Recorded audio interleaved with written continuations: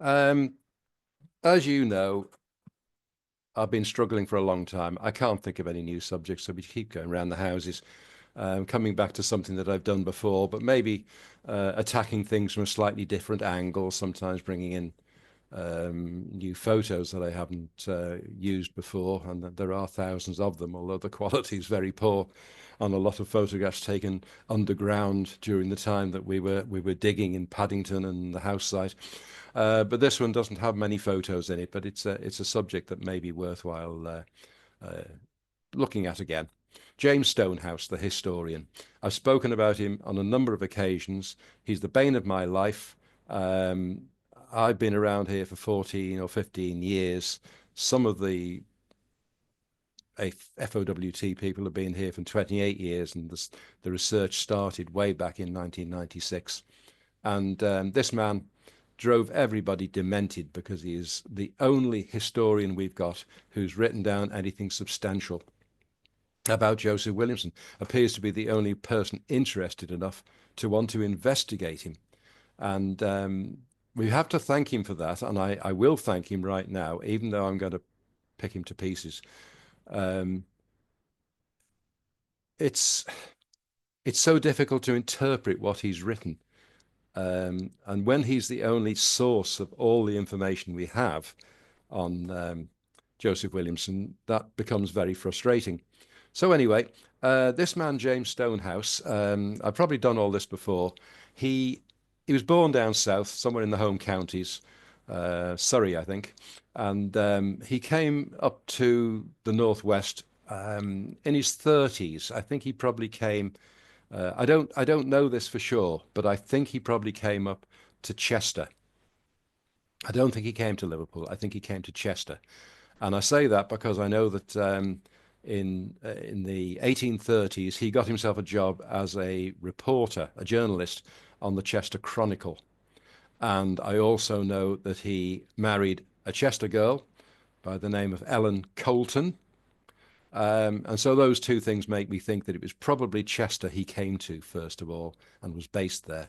But he might have come to Liverpool earlier, but I believe he probably came to Liverpool in 1843 when he got himself a job, a complete change of career. He got himself a job as a market superintendent.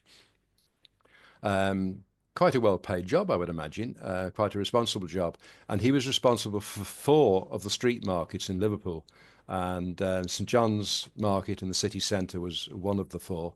I can't remember the names of the other three, and they may be all long gone, but St John's Market is obviously still there and still thriving. And although that was his main job, I don't believe that he ever forgot that he was a journalist. In fact, he went on writing for the whole of his life until he died. And this would be just because he enjoyed it and something he did on the side apart from his main job. Now, when he came to Liverpool, he came to live right by Williamson's neck of the woods.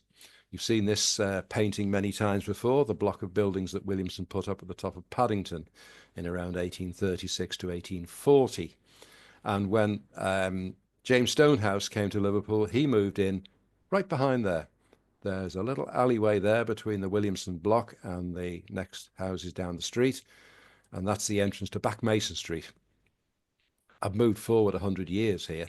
This is Back Mason, the entrance to Back Mason Street in the 1930s, and obviously the area had gone right downhill very badly by this time, and it was all slum housing behind here. But when James Stonehouse moved in, there were probably quite nice houses up the street there, and Back Mason Street went in a straight line there, and then turned a dog leg to the left and joined into Highgate Street, just around the corner. And he lived there probably for about 4 or 5 years, something like that. By 1851, I think he had moved on. I think his son, also a James Stonehouse, was born while he lived here in 1850, and then by 1851 he'd moved on down to live in Christian Street.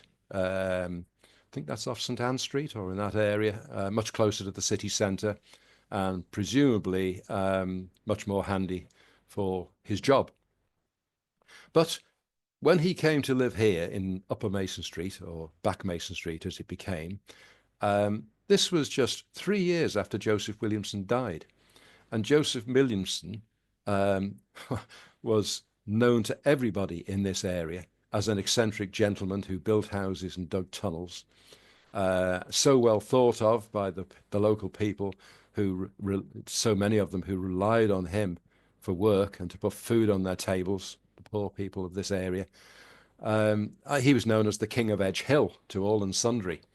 And when James Stonehouse came to live here, he obviously would have heard all about this man, this eccentric gentleman, and he decided he wanted to investigate and find out as much as he could about him, being a nosy person and being a journalist at heart. And for many years, he was investigating and he was writing everything he could find about Joseph Williamson, and there wasn't an awful lot to be had. But he wrote two books. This one, Recollections of Old Liverpool, by a nonagenarian. Now, you couldn't get any more confusing than this.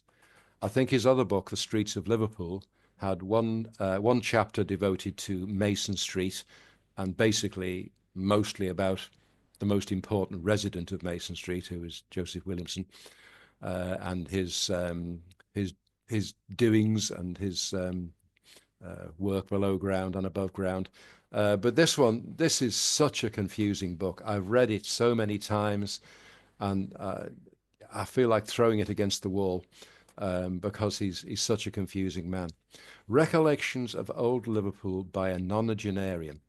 In my world, that means somebody who's at least 90 years old. This was first published in 1863. The Streets of Liverpool, his other book, I think, was compiled later on, also in the 60s, not 1860s, by combining together lots of, should we call them articles? He was producing articles about all the various streets in Liverpool, the people who lived in them and the history of them. And he was publishing these, I don't know whether it was weekly or monthly, but a whole series of them went into several newspapers. I think the Liverpool Porcupine was one of them. And he was still writing for the Chester Chronicle, even though he didn't work for them anymore. And these things were eventually compiled into this book, and one whole chapter was devoted to Joseph Williamson. But this one, when you pick up this book and start reading from the beginning, he does, if you read carefully, he does give the impression that he was, or somebody was sitting by the fireside of an elderly gentleman while this gentleman talked about his life, and the person was recording it, writing it down, and then writing down this old elderly gentleman's recollections in as close to the original way it was written as he possibly could. But then, as soon as you pick the book up, you think you're hearing the recollections of Joseph Williamson, and then you soon find out he's going back to a time long, long before he was born, and he was born in 1809. It's a lovely read, in fact, about going with his father hand in hand down to the docks to inspect a ship that's being built, and that he was going to be a part owner of. And then you find out that the ship is being fitted out as a slaver. And he mentions that in those days, nobody thought anything of it. It was a normal part of life and nobody mattered. His father was a slave owner, but that didn't make him any less a nice person to everybody that knew him. It was a very strange read. But anyway, it emerges this has got nothing at all to do with James Stonehouse. He or somebody has been recalling or recounting the stories told by other people that went before him. And then at some point through the book, when he's describing all sorts of things about old Liverpool, and we don't know where they've all been picked up from, he ends up actually talking about his own time from 1843 in Liverpool onwards. And he's recounting having interviewed, I think is the word, because he was a journalist, interviewed or spoken to and had conversations with people who had previously been Joseph Williamson's tenants and neighbours and friends in and around the area of Mason Street in Edge Hill. And at that point, it becomes rather more interesting to know that he has actually spoken to these people. And fortunately for us, he's picked up a flavour of what this man, Joseph Williamson, was like as a person, which is very, very useful because nobody else has done that. Nobody else would have done that. And what he's written down allows us to see what kind of a man he was to a certain extent. But then he's describing the tunnels themselves later on. I must move on. Excuse me. We we know that James Stonehouse eventually, I think it was in 1844, managed to get into some of Williamson's underground places. Now, I've got a series of, I think it's about 4 slides here, of watercolor paintings from a man called William Herdman. I've mentioned him many times before, who was walking the streets of Liverpool, probably sitting down with his easel and his paints and painting street scenes wherever he went. A very useful record. Not 100% reliable from the point of view of pinpoint accuracy, but this is one of a set of paintings that I've got to show you here, which are taken from across Smithdown Lane, which is the street that runs parallel with Mason Street, after a fashion, on the lower ground below Mason Street. And if you look at this one, you can see into Williamson's workyard, you can see some of these tunnel openings, and you can see houses in the background. And personally, I just do not believe that those are a true representation of the Williamson houses that he built along Mason Street. Because I've got photographs of some of those houses in uh, in the early 20th century, and they don't look anything like that. So I think some liberties have been taken there, but it's a representation of what Williamson's workyard looked like, where all the work involved with his quarrying and his house building and his tunneling went on. There's another one. And again, the houses just don't look right. Um, but it's known that Joseph Williamson, according to Mr. Stonehouse, built high walls all around his property. His houses on Mason Street were a solid wall of houses. Nobody got round the back to see what was behind there. And down here on the lower ground, with high walls around his property, nobody got to see much of what was inside either. So he did everything he did for 35 years in a certain amount of secrecy. And I believe to the left of this particular slide, there were a number of quarries or quarry openings going into the hillside. It's not all that easy to tell that there's a big step in the ground level between Smithdown Lane at the bottom here and Mason Street above, but it is quite a steep hill. And the first of Williamson's underground structures, I think, would have been driven into the hillside, not as tunnels, but quarried out into the hillside and then vaulted over, as we now realise. And you don't always get a scale of the way the land rises towards Mason Street from here. But it seems that in the years after Williamson died, all his most of his land was under lease from the West Derby Wastelands Commission, and still in lease up until 1858, I believe. And so all his houses will have been still occupied by their original tenants, I would imagine, if they wanted to stay on. And many of his areas of his workyard down below on Smithdown Lane might have been tenanted by other small businesses who had a use for them. What have we got here? J.H. Jones, Cooperage. Um, oh dear, I can't see the other one. Number 103, Jobbing. Punctuality attended to. I don't know what the business was, but there were people occupying these places. And I think James Stonehouse wanted to get in and see some of what Williamson had been doing underground, but he found it quite difficult to get access. Eventually, he managed to get into a certain part of this, and he got in, and he was investigating underground. And from then on, it gets incredibly complicated to understand what he's talking about. And it's so difficult to know whether he's talking about what he's seen himself and what he's been told by others.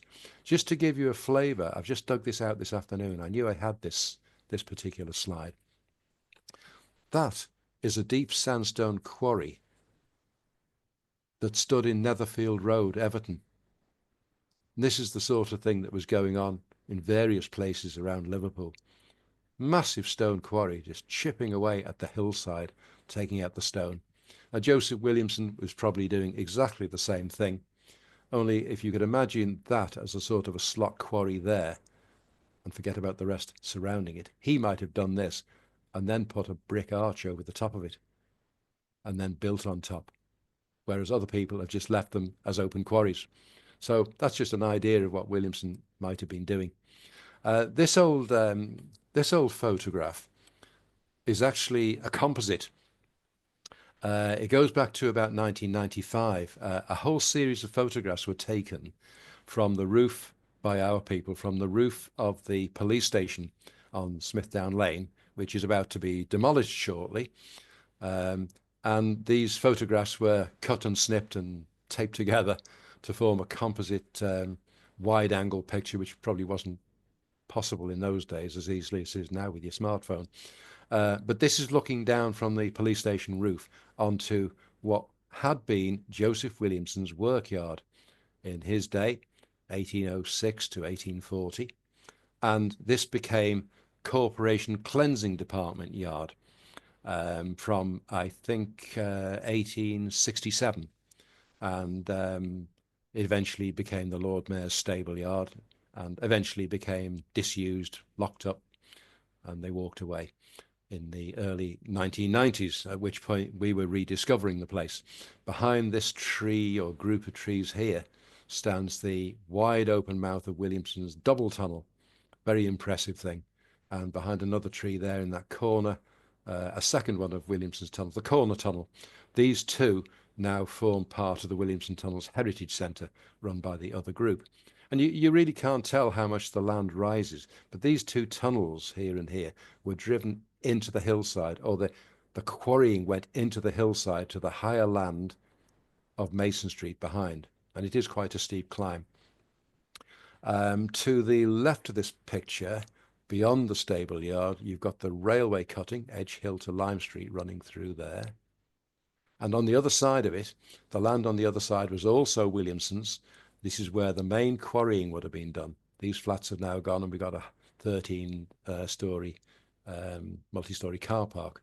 I've often spoken about the Merseyflex factory, which was demolished, and we discovered a big chamber under there in 2019.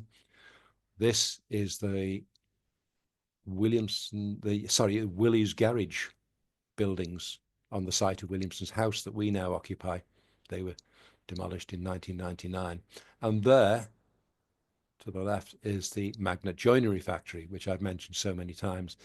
And the great tunnel that we're searching for lies under there somewhere, underneath where the Magnet Joinery Factory used to stand. And we still haven't managed to find it, but it's massively deep in the ground there. So all of that area was part of Joseph Williamson's domain, a messy area. And this is where James Stonehouse managed to get in and get into some of the underground structures and discover what he discovered under there. This second shot, again, is just from looking down from the roof of the police station, and there's the old double tunnel poking out of the hillside, which we first rediscovered around 1995 and thought, wow, this is something special. We've got to try and save this, and the other tunnels under there. They did save it, and there's a big glass-fronted building over the front of this, and it became the tourist attraction that is the Williamson Tunnels Heritage Centre. Now, James Stonehouse, when he got into these places in 1844, first time, I don't know whether he got in multiple times or not, but he wrote a manuscript, and it's titled A Brief Notice of the Excavations at Edge Hill near Liverpool. Near Liverpool, mind you, not in Liverpool. This was a mile and a half away from the town centre, and the town was a very much smaller place than it is now. With some, oh dear, a brief notice of the excavations at Edge Hill near Liverpool, with some account of the late Joseph Williamson by James Stonehouse, 1846. So he wrote this manuscript, which he wanted to publish, but for one reason or another, quite an interesting side story, it never was published by him because he was threatened with litigation by a friend of Joseph Williamson's. Even though Joseph Williamson was long dead, he was threatened with litigation if he published it by a friend called Cornelius Henderson, the artist who was a neighbour and friend of Joseph Williamson. What he thought was going to be in there that would be a reason to sue Mr. Stonehouse, we never found out. But in this manuscript, he has drawn some weird and wonderful drawings of what he was finding when he went into some of these underground places. Totally unintelligible to me and probably to every other researcher who's tried to make sense of it. This depicts Smithdown Lane along the bottom here, Mason Street up there, and all of Joseph Williamson's, or some of Joseph Williamson's workings in between the two streets, with the railway tunnel going through the middle, which went in through there in the 1830s. We've tried to clean this drawing up and try and make it more intelligible, but it hasn't really worked. It's still a total nonsense as far as I'm concerned. He's not very good at describing things. It may be that he went into an absolute labyrinth of tunnels, as some people describe, and it's too difficult to describe, but I have a feeling he's just not very good at it. We've tried to clean it up, but it doesn't help very much, I'm afraid. And his drawings are not very good either. He certainly isn't an artist. He's written on this one, an immense square pillar supporting the upper part of the arches. So you go into this great opening of this tunnel. Whether it's the Great Tunnel or not, I don't know, but it's the wrong shape for the Great Tunnel, with an immense pillar of stone in the middle and then multiple arches springing out from either side of the centre.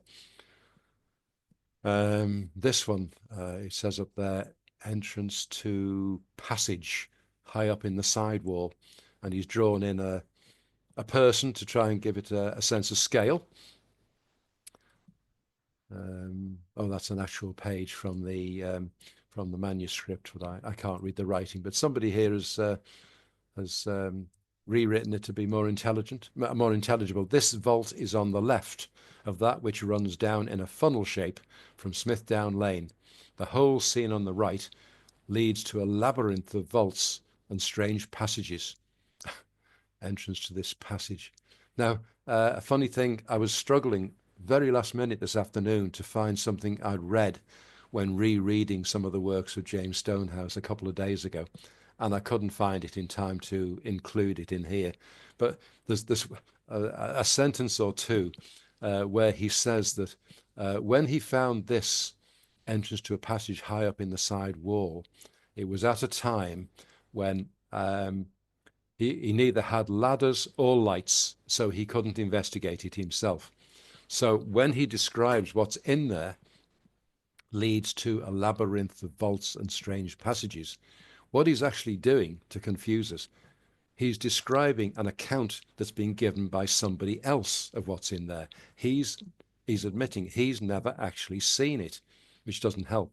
And if he's relying on second-hand accounts from other people, who knows how accurate it is? And the funny thing is, he said when he talks about this account from somebody who gave it to him, he said, but he was a stupid man. He just said he was a stupid man. He immediately forgot everything he'd seen and didn't query it or quiz what he was looking at. So we don't know what to make of that. That is, I think, a set of steps coming down from Mason Street to the Mason Street Gardens. Again, we've cleaned this up. Yeah, from Mason Street to the Mason Street Gardens. A set of steps running past the entrance of an archway. What that's about, I have no idea. Another one of his very poor sketches. A whole multitude of arches running into the hillside. I have a feeling that a lot of these are just short arches cut into the sandstone, unlike the Great Tunnel, which was definitely a very long one. In fact, a good 150 feet long from accurate an account that I have got. That one's been cleaned up a bit. That says fire grate and funnel running up. I think it means this one. And then this thing here, shape of a dry arch from Smithdown Lane. Now, he's written elsewhere about a strange tunnel running down from Smithdown Lane and going downhill into the quarry excavations. The land behind Smithdown Lane rises up to Mason Street, but this tunnel is going downhill into the excavation. So they were digging the sandstone out very deep from here and then hauling it through this tunnel uphill back to Smithdown Lane. And this thing was given a nickname by somebody at a later date.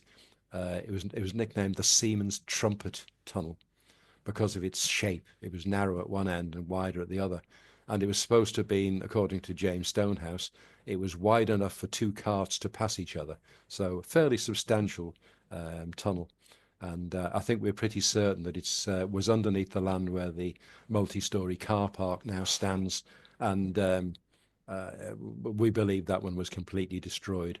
I think some remnants were found of it when the 3 or 4 story flats that I showed in an earlier wide-angle photo used to stand. I think they found remnants of it when they were putting down the foundations for those flats in the 1950s. So that one's long gone. This is the only true record we've got of any of Williamson's underground works in a photograph. This I've shown before many times, I think. This is the James Mudd photograph from about 1882 or thereabouts, between 1880 and 1885 anyway. And this shows the entrance, the open entrance at that time of Williamson's Great Tunnel, the one we just haven't been able to get into. And that was eventually, in 1899, that was covered over with a massive, thick brick wall to cover it and the row of arches alongside it, which may or may not have been deep tunnels, but were probably shorter ones. And alongside this, of course, to the right and at right angles to the Great Tunnel, that's the top level of Williamson's triple-decker tunnel. And we know that there were at least 2 levels of that.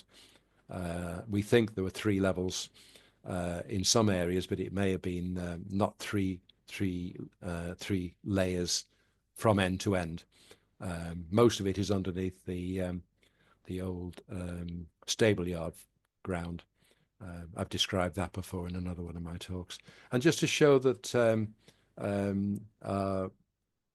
artist William Herdman was not a million miles out with what he drew. That's that same scene. This is the open mouth of the Great Tunnel at the time. This is around 1858, I think, when he was painting. And see that whole series of arches to the left of it. Just take note of this first one to the left. It's a tall, slim arch. It's been bricked up for some reason, and then somebody's cut a hole through it again. There it is, exactly the same. So Mr. Herdman has got that bit quite good, but I still have to take issue with some of his houses. Those ones look reasonably like the strange houses that Williamson built, but the ones off to the right of this picture look far too regular and normal. Anyway, I'm going to end here. This is a rather nice detail from the James Mudd photograph, and it's been colorized as well. And I think it's worked superbly well. This great tunnel may or may not still exist. It may have been completely demolished. We know that it runs very, very deep in the ground, and much lower than we ever expected. Whether we'll ever find it or be able to get down to that level, I don't know. And if we did, maybe it's been completely smashed in.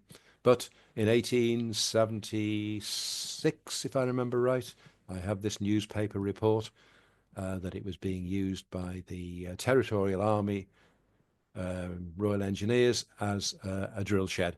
And they were building models of about 10 different bridges in there. So it was definitely there then. It was definitely massive. They reported having cleared out 120 feet worth of it, which means it was at least 120 feet and probably longer because they hadn't cleared out the whole thing. So it was there. It's not make-believe. Our man, James Stonehouse, has written all sorts that confuses the hell out of us.